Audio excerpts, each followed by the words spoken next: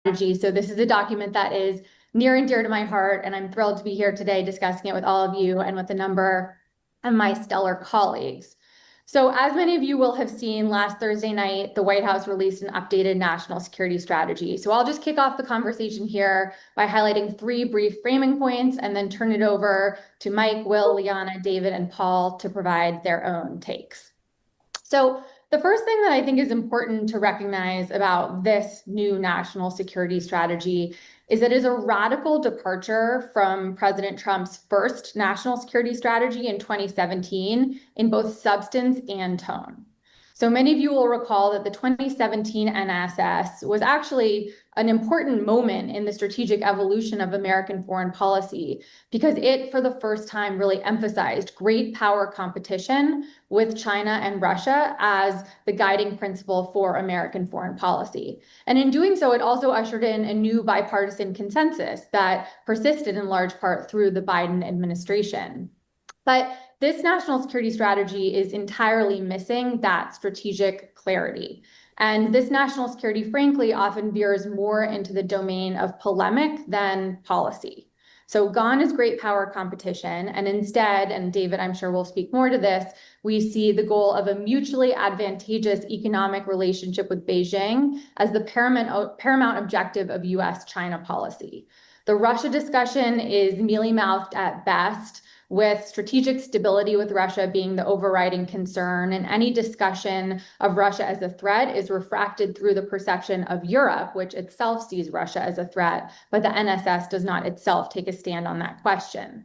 Meanwhile, Iran is dramatically downplayed, especially as compared with 2017. This NSS makes the case that in the wake of Operation Midnight Hammer, the Iran threat is significantly diminished. And North Korea is entirely absent from the document in another contrast with 2017, which emphasized the DPRK threat.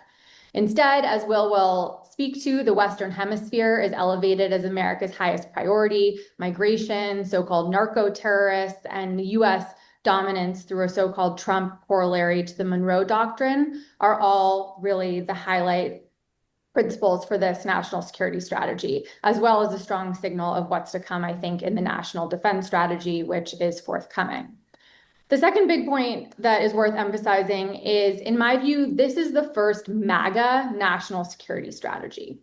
So rather than Xi or Putin, this document actually reserves its greatest vitriol for globalist elites in the US and especially in Europe. And I know Liana will speak to this as well. But in doing so, it really echoes Vice President Vance's fairly shocking remarks at the Munich Security Conference earlier this year and makes the case that the greatest threat to Europe is civilizational erasure. The NSS calls for the US to correct Europe's political trajectory, including, it says, by cultivating resistance within European nations themselves. And it's hard to overstate how significant it is to elevate these views that were not so long ago really at the fringes of American foreign policy discourse into America's most authoritative statement of strategic intent. And this is really a stunning victory, I think, for the MAGA wing of the Republican Party that is represented most prominently by Vice President Vance. It's a sea change in US foreign policy if you think about the trajectory, especially since the end of the Cold War, where the United States has often been working to make the world safe for democracy, to spread liberalism and liberal universalism. This is actually foreshadowing a very different turn in American foreign policy, and one that should cause us to think about what it would mean to have the United States promoting an illiberal international order rather than a liberal international order. And the last thing I'll say about this is that this MAGA turn is unlikely to end with Trump. I think it presages what a Vance foreign policy might look like and what a future Republican president might do in order to use US power to make the world safer for illiberalism. And then just a last note on process. I would say that notwithstanding everything I just said, this was a decidedly quiet rollout. So in 2017, President Trump made a speech announcing the national security strategy. In 2022, when the Biden administration released ours, Jake Sullivan did a speech. In this case, we have seen no prominent voices on that scale. We had Secretary Hegseth at the Reagan Forum this weekend, but that was more of an NDS preview rather than an NSS rollout. The NSS was released late on a Thursday night. The document was dated November, even though it came out in December. And so this isn't a document that I think the administration or the White House is working to call a lot of attention to.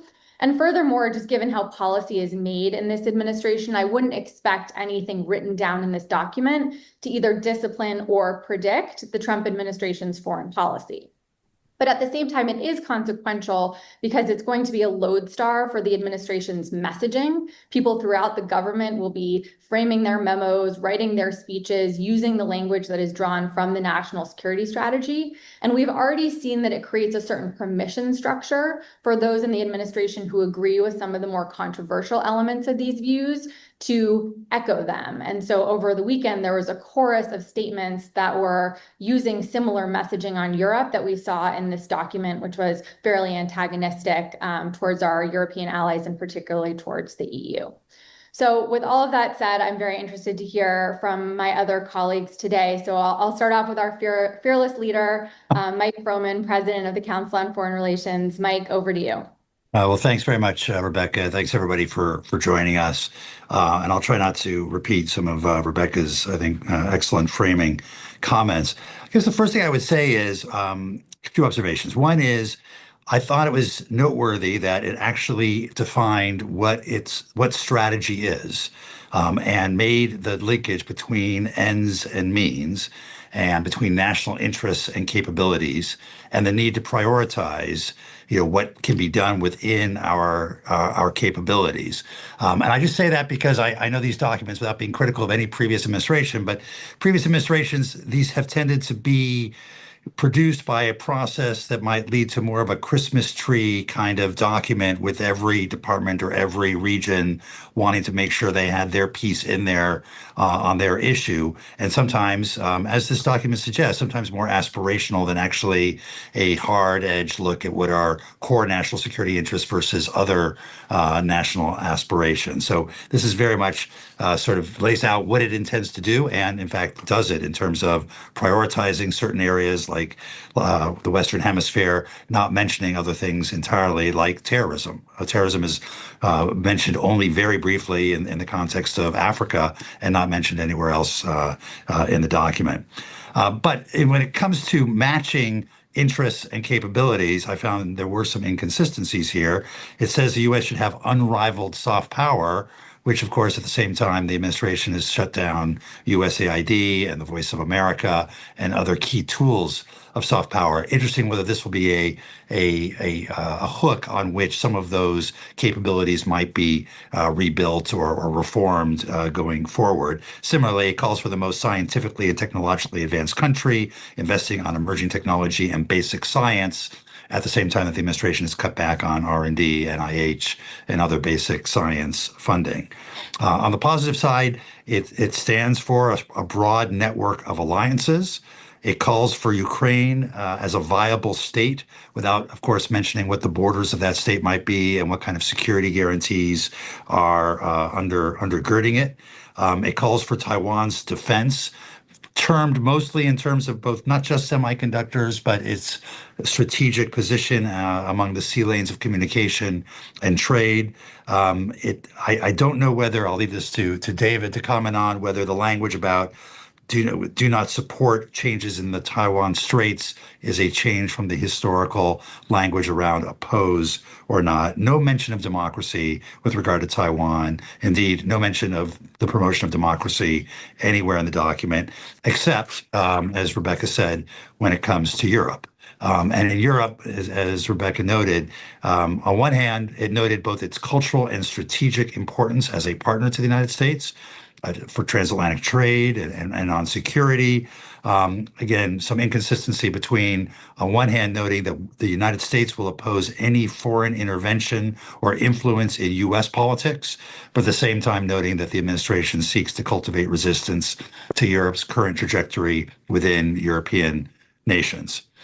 China, as Rebecca said, plays a very different role in this document than in the previous couple NSS documents. The first mention of China by name, it doesn't come until actually page 20 out of a 33-page document. On the other hand, many of the the issues around the China challenge, including the economic issues on subsidization and IPR theft and other things like that, they are referred to earlier in the document, just without mention to China. So it becomes a much less China-focused document, more on the broader economic issues. Again, a little bit, very much a gap between the issues that are cited, unfair trade practices, subsidization, IPR theft, and the actual dialogue that we're having with China. None of those issues are really on the table at the moment in our U.S.-China economic dialogue. We've been talking about soybeans, fentanyl, and TikTok. Finally, just on trade, it does talk about using economic tools to align incentives, giving countries favorable treatment on commercial matters, technology sharing, defense procurement as key elements of our overall economic strategy. It highlights the importance of doing things for American workers and American industry and reindustrialization. No mention, of course, of consumers and the benefit that consumers or the vast majority of Americans get from being part of a global economy. That has been de-emphasized by the administration from the start. And finally, the last point I would make is just Rebecca's point of really important document as an expression of a sentiment of the White House at this moment in time, whether or not, and this is true of other administrations as well, whether or not the document actually proves to be a roadmap, a disciplining function, guardrails on policies, I think remains to be seen. A lot happens beyond the paper in reality that the administration will necessarily need to respond to. Terrific. Thanks so much, Mike. And I know you have to leave a little bit early, but so glad that we all got the benefit of your insights here. And I should have said at the top, just a reminder, this is all on the record, and I will moderate first 40 minutes or so and then turn to the audience for Q&A. So if at any point you have a question, you can use the raise hand function in Zoom, and we will get to you towards the latter part of this hour. With that, why don't I turn next to Will Freeman, Fellow for Latin American Studies at the Council on Foreign Relations. Will, obviously, the Western Hemisphere is very much front and center in this document, so looking forward to your thoughts and reactions. Thanks so much, and thanks everyone for being here with us to discuss the NSS this morning. Of course, it bucks traditional CFR order to have the Western Hemisphere go first, but so does this document. It's the first to put Western Hemisphere first among the other regions since 2006. Other examples were 1990, 1987, but especially with the rise of China as a near-peer competitor, you've seen Asia typically occupy that place. So this is quite the change. It's quite the shift. If you ask me, it's a long overdue correction. I think there's a debate to be had about whether or not it's an overcorrection to put the Western Hemisphere first over Asia. But no doubt, the Western Hemisphere section is important. It lays out some very bold aims that the administration has not only stated, but I would say has been pursuing since day one.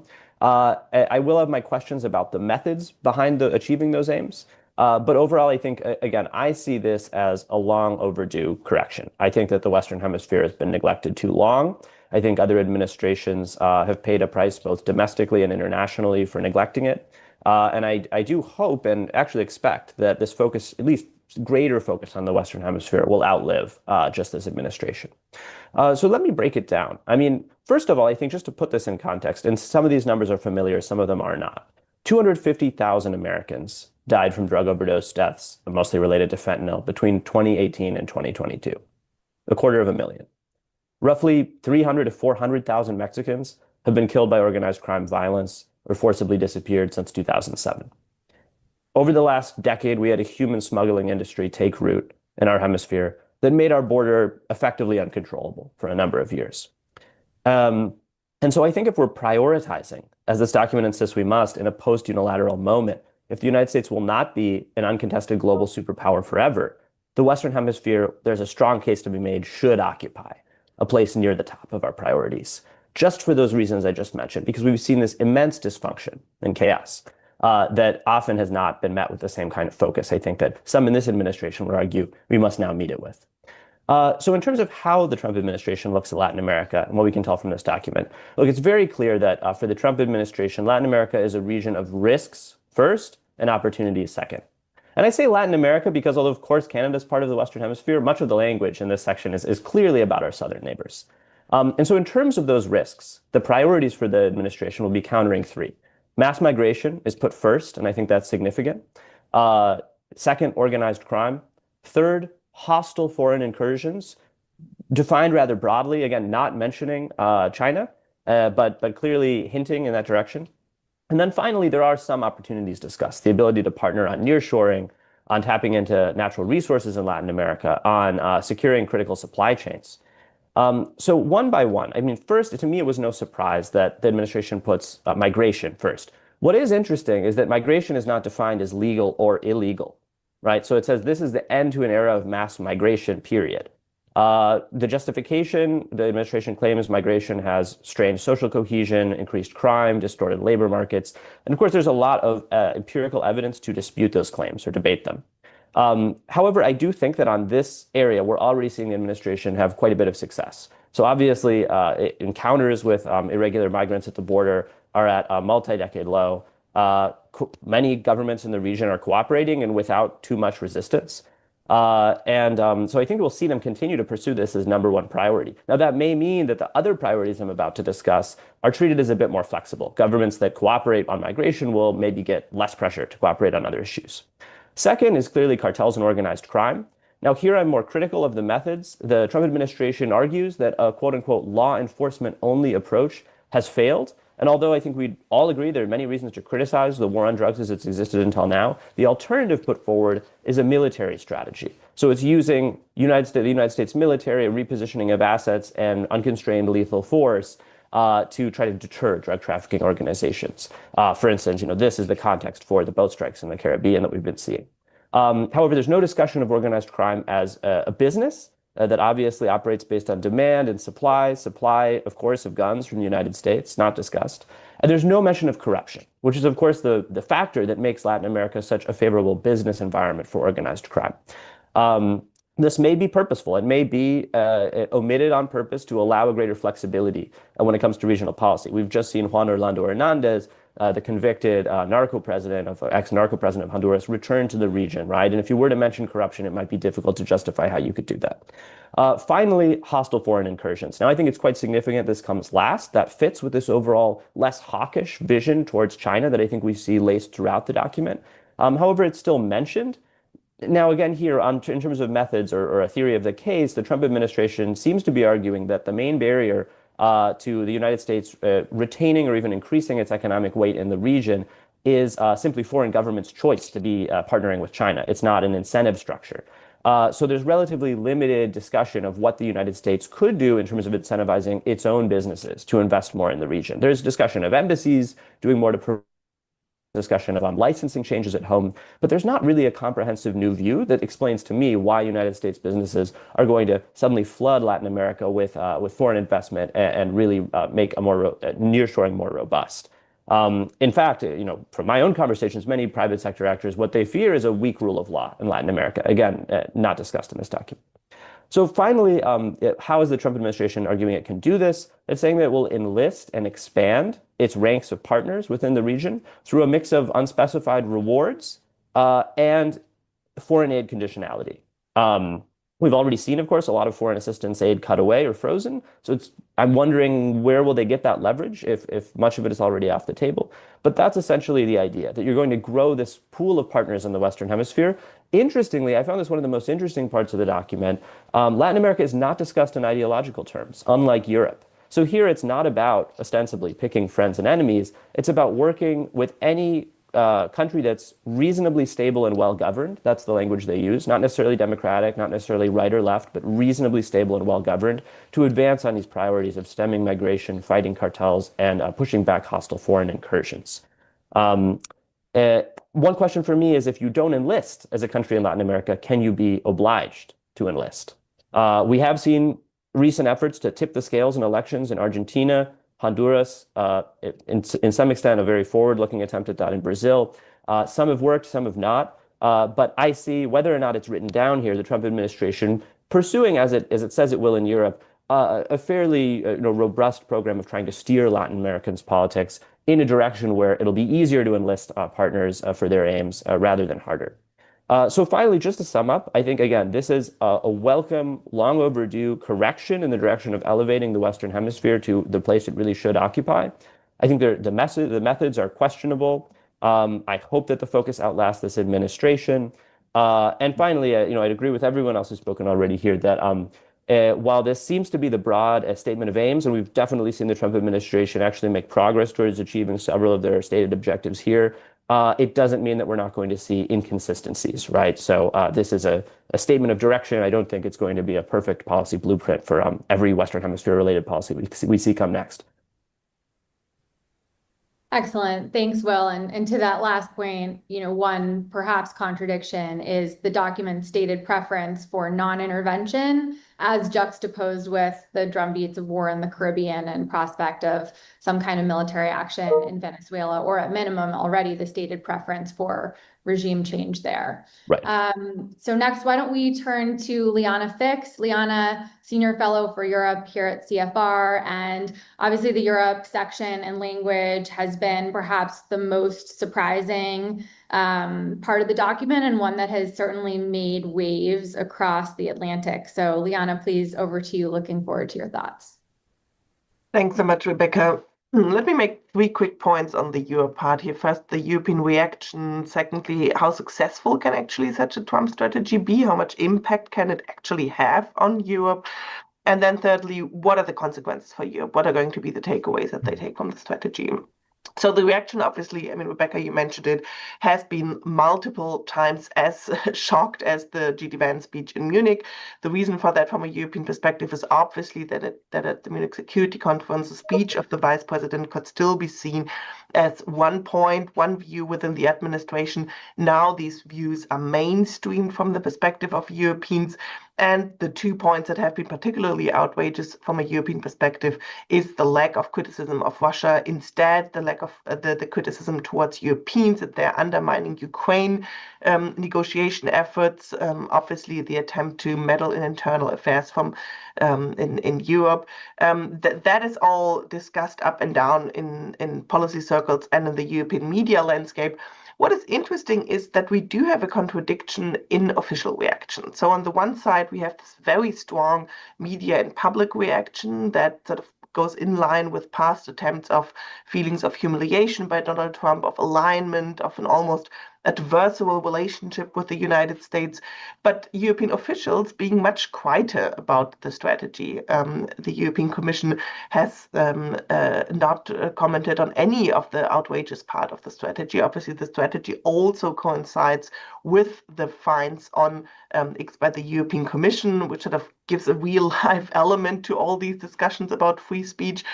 But that tells me that we do have a legitimacy problem from a European perspective and from a European policy-making perspective there. So on the one side, the publics are upset about this change in the transatlantic relationship, but the leaders know very well that they can't just stand up to Trump and tell him courageously that, this is not how you treat Europe, because the existential dependence that is still there between Europe and the United States, that is still there also on Ukraine, is dominating and is a priority for European leaders. And that is why they will continue to engage this administration despite the strategy. Then the second question, I think, which is important, is how much impact can such a strategy actually have? Of course, there's the question of, will the president actually follow up on the strategy? But what we've seen so far in the Trump administration is that actors, European populists, for example, like Viktor Orban, have not really been able to benefit from the Trump administration. So what we've seen at the beginning of the Trump term, this idea that Trump will strengthen European right-wing populists, has not actually been the case. And I wonder how impactful such a strategy of interference in European countries can actually be if there is such a broad backlash.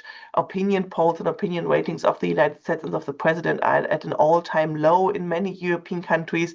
And at the same time, this idea of strengthening right-wing populists in Europe, perhaps, leading to an alliance of illiberals, turning NATO into an alliance of illiberals instead of an alliance of Western values, that is not an easy task to achieve with right-wing populist nationalist parties that are fundamentally nationalist and therefore have tended in Europe to work against each other. In the European Parliament, we have seen many instances of right-wing populists not being able to agree with each other to form whatever alliance, not even a European alliance, not to speak of a globalist alliance. So that will make it actually much more difficult to achieve any of these aims, as shocking as they are. And the third, and I think the most important question from a European perspective is, so what's going to be the takeaway of that outrage over this document?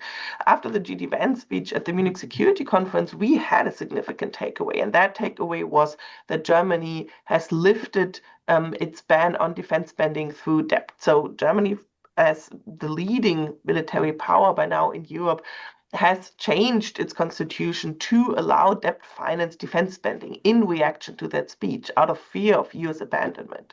So the next step for the Europeans really is to ask if they have to accept that this is a US strategy that will stay here, perhaps not only for this administration, as you said, Rebecca, but also beyond this administration, then what is going to be our actual reaction to that? What is going to be the next step? And there, in a perfect world, one would, for example, see Europeans coming together and agreeing on joint debt, not only for Ukraine, but also for Europe for defense, not to speak of the frozen assets, where Belgium is still resisting to use the frozen assets for a loan for Ukraine. So the best reaction from a European perspective would be strong actions that show that Europe can move towards less dependence on the United States, Russian frozen assets, the most immediate ones, but also European joint debt on defense spending is something which will remain on the agenda. That's what we need to look out for. Otherwise, any outrage over the strategy from a European perspective will only remain rhetoric and not translate into actual policy of strengthening Europe. Great. Thank you, Liana. And just, one reaction to one thing you said about how Trump's support has not yet helped European right-wing populists like Orban.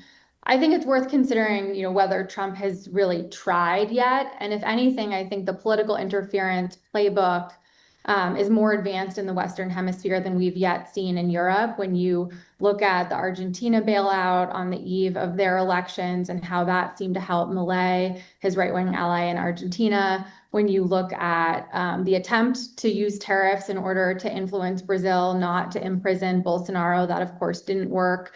And then most recently, the pretty dramatic intervention in the Honduran elections, which in a very close race seemed to have potentially helped Trump's preferred candidate. I think, now that there's an official policy of interference in Europe, if I were sitting in a European capital, especially one with significant elections coming up like France or Germany, I would be very worried about what it could look like for the United States to sort of act more coercively or use these sort of conditional threats in order to interfere in my election or to do something in concert with someone like Elon Musk, who's been very open in terms of the use of his platform in support of these European right-wing populists. So only to say, I think there's a lot of headroom for more escalation, and it could trigger backlash. It could maybe in some cases work, in some cases not. So just more to see there. And I think it's interesting to think about the Western Hemisphere sort of as a test case for these tactics that we might see in other regions over time as well.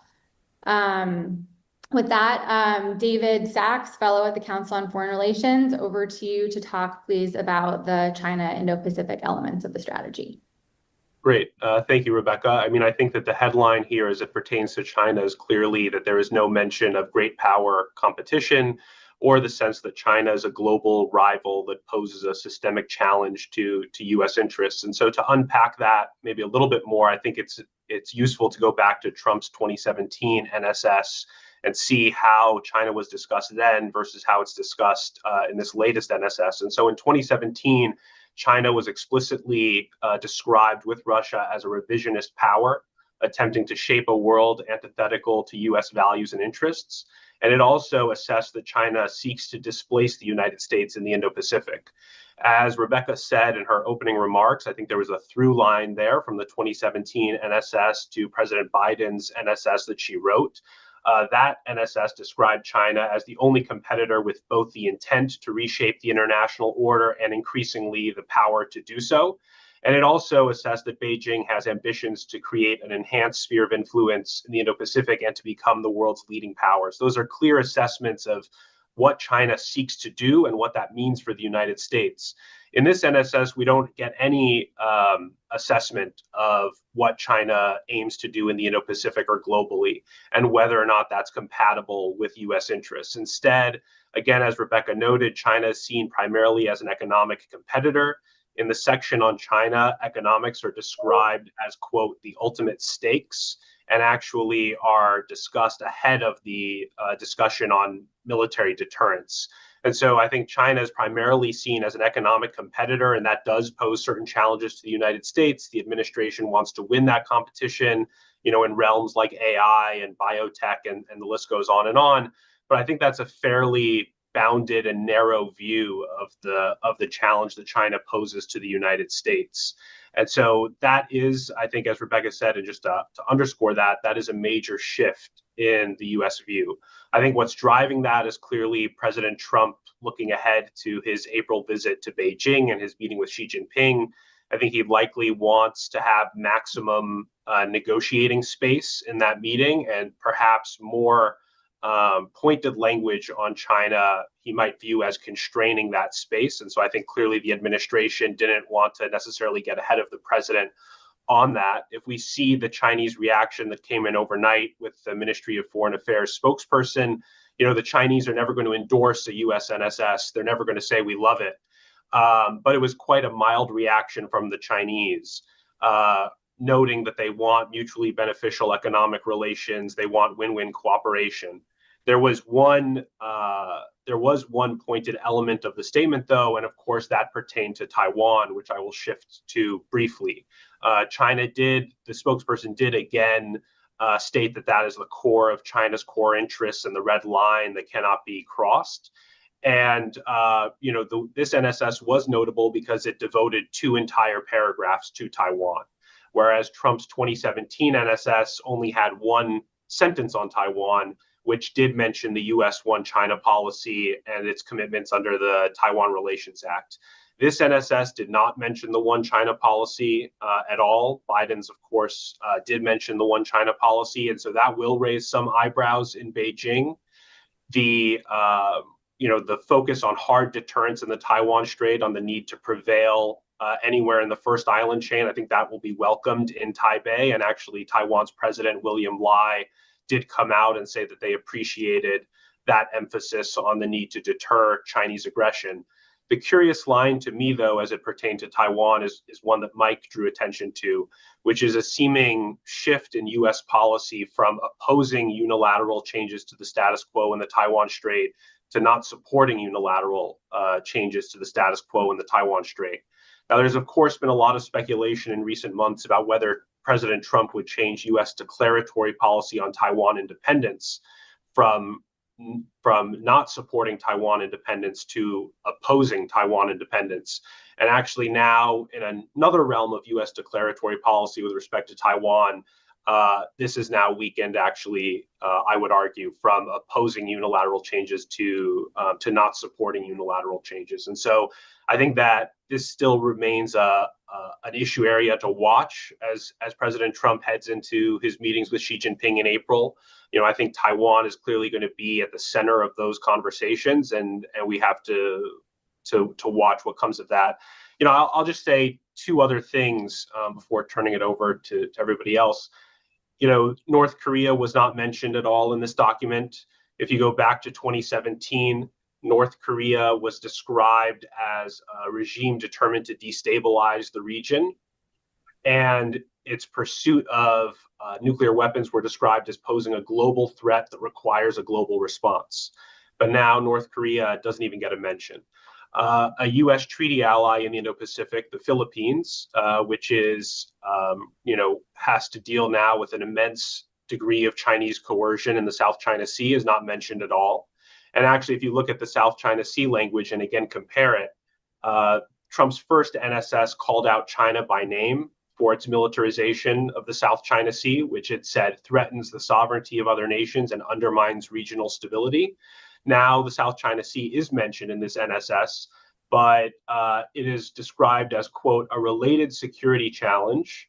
And that's the potential for any competitor to control the South China Sea. So again, not singling out China by name. So I think that's a significant shift that is part of what Rebecca spoke of at the top of this conversation, which is that, you know, great power competition is seemingly a thing of the past, and China is seen as a economic competitor and potential partner, but not a geostrategic rival in the sense that we've been discussing China for the last 8 years. And I'll leave it at that. Excellent. Thanks so much, David. And I'll go to Paul Stairs, General John W. Vesey Senior Fellow for Conflict Prevention and Director of the Center for Preventive Action at CFR. And Paul, before I turn to you, let me just put the other speakers on notice, because I want to do a round. You know, Mike talked about how strategy requires hard choices, and there's quite a bit of hortatory language to that effect at the beginning of this NSS. And there is a lot that is left out, and the Christmas tree critique of past strategies is certainly a fair one. But I'm curious for this group's take after Paul speaks about the most important elements that are missing. David just talked about a few, but curious what in particular you all would highlight. But first, let's go to Paul for you to talk a bit about the president of peace or not and the global conflict picture. Well, thanks very much, Rebecca. I know we don't have a lot of time before we want to open it up for Q&A, so I'll be quite brief. The NSS reiterates this sort of core assertion by the president that he is deserving of being called the president of peace, as you say. And in fact, the NSS says that his record over the last 9 months has more or less already cemented his legacy. That's the term they use. And they particularly draw attention to 8 conflicts that he settled. These weren't just conflicts, these were raging conflicts, and that's the term used in the NSS. And while I think it's fair to credit the president and his senior advisors in the effort they've made to try to resolve and address various ongoing conflicts around the world, and I think it's only fair that that be acknowledged.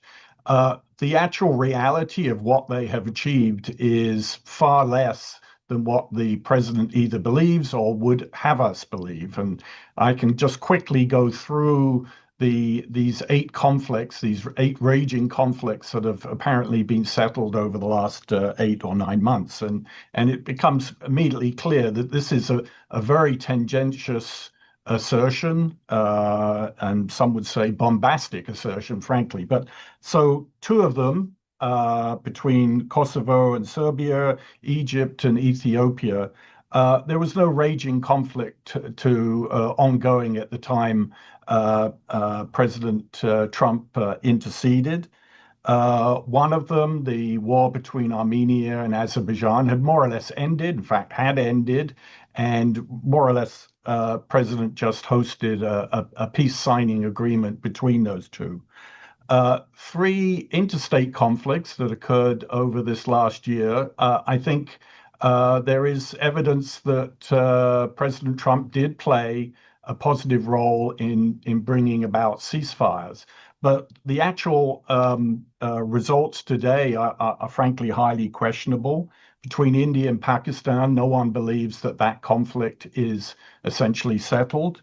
Between Iran and Israel, there's strong expectation amongst experts in the Middle East that this conflict could be reignited at any time. Between Thailand and Cambodia, we just learned today that Thailand is again striking Cambodia, and that war has effectively restarted. So you can strike that one off. Finally, the 2 other conflicts in the 8 between Democratic Republic of Congo and Rwanda, as well as in Gaza. Again, no one seriously looks at those conflicts and thinks that the fighting is ended. In fact, they are ongoing as we speak. It is also, I think, important to acknowledge that President Trump, promised that he would end the Ukraine conflict within 24 hours after assuming office. That is still raging at great cost to everyone concerned, and we're no closer to a peace agreement there than we were 8-9 months ago. And the war in Sudan is probably one of the most horrific outbreaks of violence in recent memory. And as far as I can tell, this administration has done next to nothing to try to bring that conflict to an end. And we can speculate why that isn't a high priority on the Trump administration. In terms of sort of broad macro trends, again, the president asserts in the NSS that that sort of tide has turned, that peace and stability is returning to the world as a result of his efforts. Again, the reality couldn't be farther from this assertion. All the lights, all the indicators of growing instability and conflict around the world are blinking red. It's worth pointing out that just this year alone, in 2025, 9 capital cities were struck by other states. An extraordinary development, extraordinary break from the normative conventions of previous years. It's and to suggest that the world is becoming more peaceful and stable is just isn't the case. And finally, we can't ignore the fact that this administration, in claiming itself as being a promoter of peace and stability, has on numerous occasions coerced and threatened other countries, including threatening the use of force. I'm referring obviously to Venezuela at the moment, but Nigeria has been on that, Canada to some extent, Greenland, Panama, the list goes on. And so to portray himself as the great peacemaker is just, it beggars belief. So let me end there, and happy to discuss this reality with our audience further. That's great. Thanks, Paul. And I think your comments really underscore an important point, which is, some of the discourse around the national security strategy has been to criticize this administration as isolationist.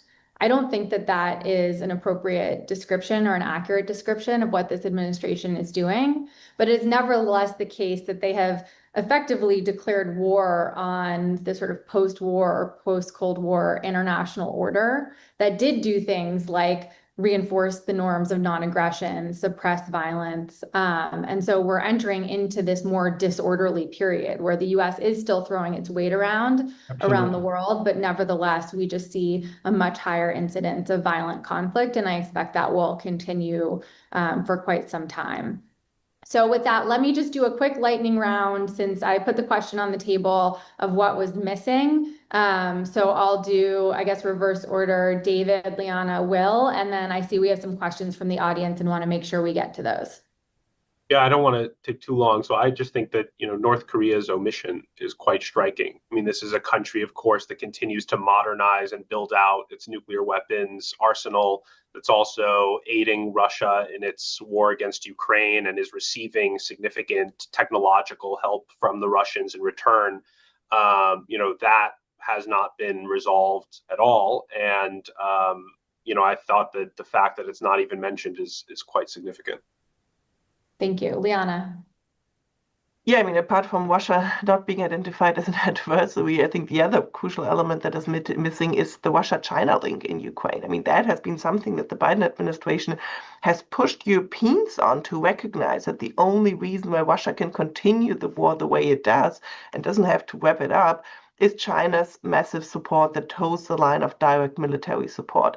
And this has disappeared not only in direct talks between Europe and the United States, but it has also disappeared in this national security strategy and in the overall thinking of how to end the war against Ukraine. Great, thank you. Will? Just briefly, I think the key word missing here is impunity or corruption. Because again, that is what makes the Western Hemisphere an ideal business environment for organized crime. That's what has enabled those shocking statistics that I mentioned at the beginning, the 250,000 deaths in the United States or more, almost double that figure in Mexico just over the past couple decades. And unfortunately, I think we've seen the Trump administration move in a negative direction on this. I mean, early on, they seemed very focused on this issue. They put out a shocking, but I would argue largely correct, a statement that there is an intolerable alliance between drug cartels and the government of Mexico. They suspended visas of Mexican politicians believed to be colluding with cartels. But really, over the last 4 to 6 months, we've seen the focus shift. We've seen it shift substantively away from that approach and towards the military forward approach of really killing the lowest level traffickers or alleged traffickers, but doing seemingly very little about the narco investors, the narco politicians, et cetera. And we've also seen the geographic shift focus from Mexico, which is the key country for our interests in the Western Hemisphere, especially regarding these issues, to Venezuela. Thanks. Paul, any omissions you want to add? Yeah, so as I say, they should be credited for trying to mediate and resolve ongoing conflicts. What's missing from the NSS is what I would call kind of upstream strategy to try to reduce the risk of conflict occurring around the world. It's all very much focused on the downstream. It's like someone who has a leaky roof, just putting pails of water around, the lower basement to collect the water without fixing the roof. And you have to have an upstream strategy. And this administration clearly does not. In fact, it has deliberately dismantled the very elements of the US government devoted to that kind of over-the-horizon upstream diplomacy and foreign aid and assistance and so on that would really make that kind of approach effective. Okay, and Mike, I'm sorry, I thought you'd left. I see you're still here. Do you want to add to the list? I would just add the one that I mentioned earlier, which is, we're coming up on the 25th anniversary year of 9/11, and there's no mention of terrorism, almost no mention of terrorism there. And so I think that's a fairly significant omission. Great. And I'll just add mine on sort of nuclear issues and nuclear proliferation. I think one of the most consequential forces that could be unleashed by this administration is nuclear proliferation, particularly by allies, and the absence of any clear declaratory policy about whether the US supports or doesn't support allied proliferation, and more broadly, the state of our extended deterrence guarantees strikes me as an important omission. With that, I'll hand it back to our comms and AV team to moderate the Q&A. We'll take our first question from Trudy Rubin. Hello, thank you for this. I want to get back to the issue of Russia, and I'd like to ask Liana and anyone else on this. Russian officials, as you know, have been praising the document, and it does seem like this is almost a document that aligns the US with Russia and to a lesser extent with China against Europe. So do you consider this document basically the crystallization of a US-Russian alliance against Europe? And you mentioned that you didn't think it would turn NATO into an illiberal alliance, but does it turn NATO into a European alliance only because effectively Trump has withdrawn? And do you think the US now is committed to supporting and helping far-right parties in Europe and is committed against liberal democratic parties? Yeah, that's a great question. I think obviously there is some kind of alignment. I would not even say it's like positive alignment. It's definitely alignment against what we perceived as being the West in the past, right? So it's an alignment against illiberal values. Also, certainly the values that Russia holds dear for its own societies are not the values that the United States or even the Trump administration might hold dear for its society.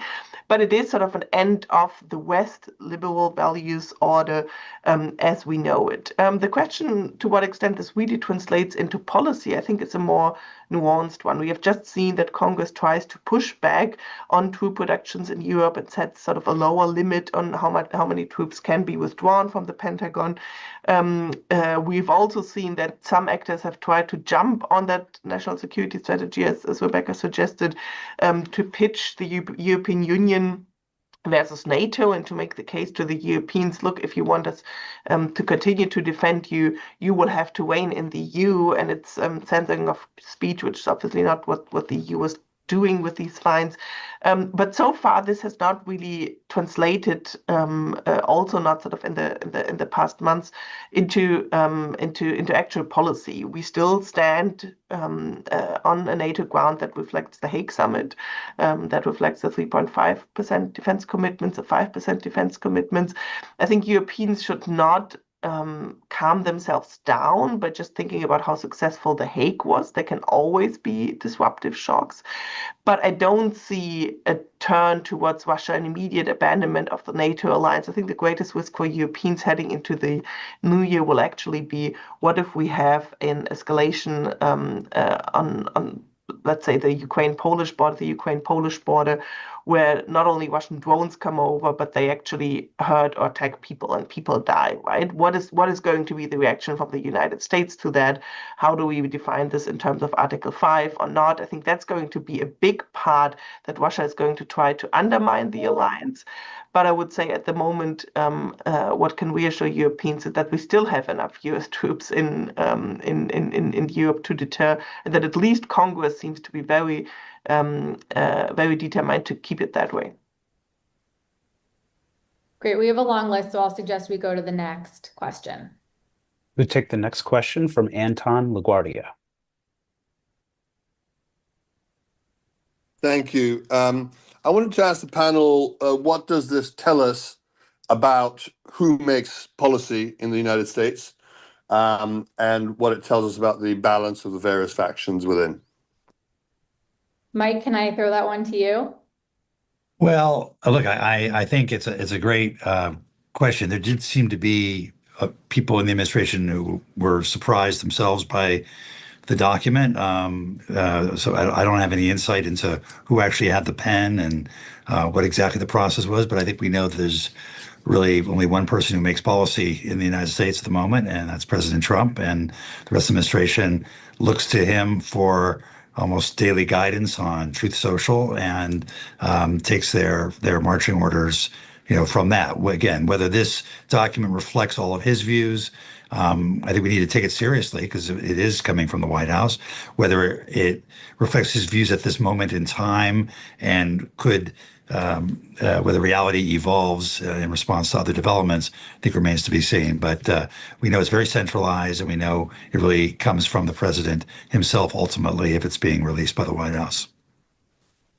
The only thing I would add to that quickly is just if you go almost paragraph by paragraph in the document, it seems like different parts were written by different people, and they probably were, right? If you look at the Indo-Pacific Allies section, it sounds a lot like Trump 1, a lot like Biden. If you look at the Western Hemisphere section, it sounds a lot like Stephen Miller. If you look at the Europe section, it sounds a lot like J.D. Vance. And so, as with all of these things, my read is that it's a bit of a hodgepodge because, of course, this is the result of a negotiation bureaucratically amongst a number of different parties.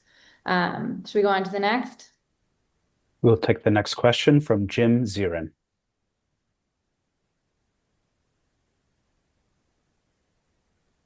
Sorry. Yes, this may not be an isolationist policy, Rebecca, and unquestionably it's not, but haven't we reverted to the old 1914 sphere of influence policy, which has been long discredited?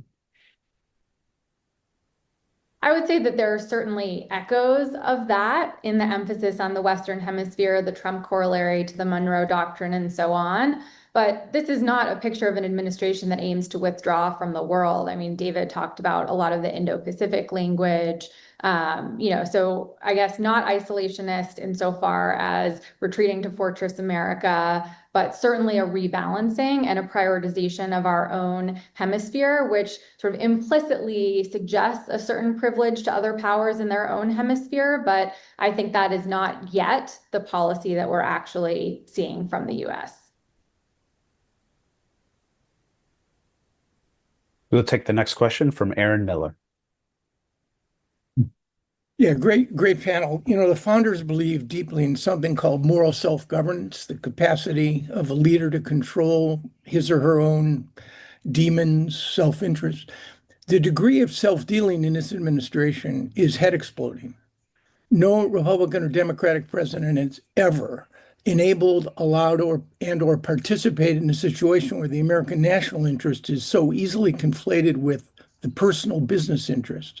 I wonder if anyone can comment on the degree to which this skews and undermines the pursuit of the American national interest in any of your areas. Will, you started to talk about this. Do you want to start, and then I'll see if Mike or anyone else wants to jump in, and Paul as well, because I think this intersects with some of the peace issues. Sure. So I think it's difficult to draw conclusions, right? Because we're seeing the output of the policy. We're not always seeing exactly how it's made, right? But I'd raise a couple recent examples as policy areas where you might wonder if there were personal interests that were dictating things as much as the president's convictions about what most serves the national interest. So one is the bailout of Argentina, right? This was massive. And we're talking about a country which is very far from the United States, not important to issues of migration or drug trafficking or the other, to some extent, quite important to the balance of power between the US and China in the region. But many people question what was the rationale for that, right? And it turns out there's a number of powerful US investors who've put money into the country and would like to see Javier Milei do well. I happen to also think it is in our interest to see him do well. But you can wonder there if there were, to some extent, personal influence driving some of that decision. I'd also say the return of the convicted ex-narco president Juan Orlando Hernandez, released from jail and eventual return to Honduras. There we know that Roger Stone wrote a letter to the president and said, "I think he's innocent." That seems to have been the pivotal moment in releasing him, rather than, as far as we know, a sort of blow-by-blow review of all the accumulated evidence in that years-long trial that put him behind bars. It's just to cite two examples, but I think it's a reasonable question to ask. I completely agree with the earlier diagnosis. This seems to be a document written by many different people. So you can also, it's not only maybe the president who's hearing different personal interests here, but it's many different factions in the administration. That at least seems plausible to me. Mike or Paul, do you want to jump in on this one? The only thing I would add, I'm sorry, is this document just throughout, without actually responding, Aaron, to your question, this document, in my view, really represents the triumph of economics over everything else. It's about the U.S. economy, commercial relations, really the lens, whether it's about China or Europe or even the Western Hemisphere, seems to be first, or at least very, very high on the list, seems to be the commercial opportunities for the United States, and feeding back into the strength of U.S. industry and the U.S. economy. And I think the president has demonstrated a lot of shall we say discipline around being transactional and putting commercial issues very much at the forefront of those transactions. And so this document reflects that as well. And I would underscore that in terms of the priorities for peacemaking. While it's no secret that the president wants a Nobel Peace Prize, I think economic commercial interests are not far from the surface in terms of where he has focused a lot of the peacemaking activities. You look at DRC versus Sudan. DRC is extremely important in terms of critical minerals. His interest in Ukraine, I think, is largely driven as much by access to Ukrainian critical minerals. And similarly with various real estate and other commercial deals in the Middle East. There's again, it's been pretty clear where his primary interests lie there. So this is a real driver, I think, of much of this effort to be the president of peace. Terrific. Well, it wouldn't be a CFR meeting if we didn't end precisely on time. So let me thank all of my colleagues and fellow panelists here for sharing your insights. Thanks to all of you for joining us. And then Lily or Ben, do you want to make a note about any follow-up media inquiries? Yes, for any further media inquiries, please email communications@cfr.org, or you all have my email in the media invite that you received with an invitation to this event. Thank you all.